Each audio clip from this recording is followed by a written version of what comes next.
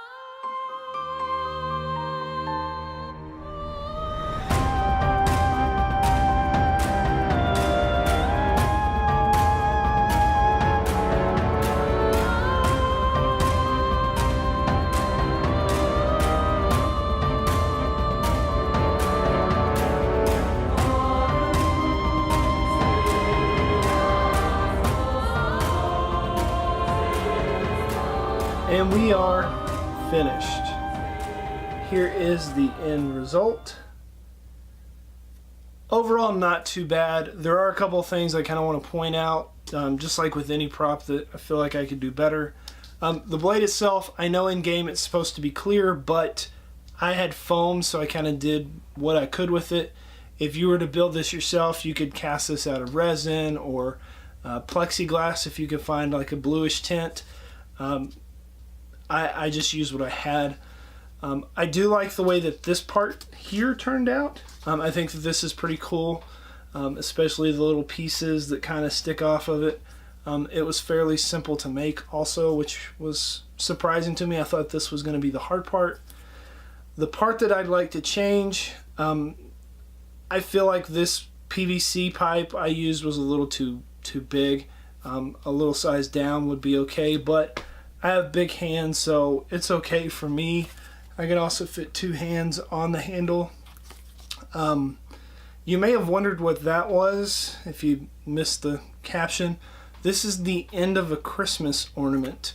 When I made that guy back there, the Elder Scrolls Dragon Scroll, I used a Christmas ornament in that build. If you've not watched it, you should definitely go back and see it. It was pretty cool what I used to make that with.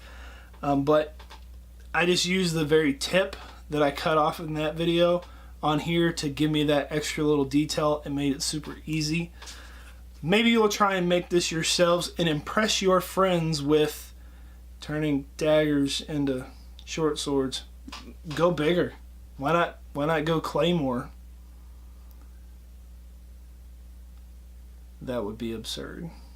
Somebody should do that. Maybe you'll get some. Yay! And inevitably, they're gonna ask you, how'd you make that? You can give them one of these and tell them, much props.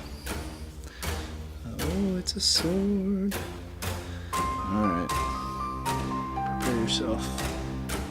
Brace for impact.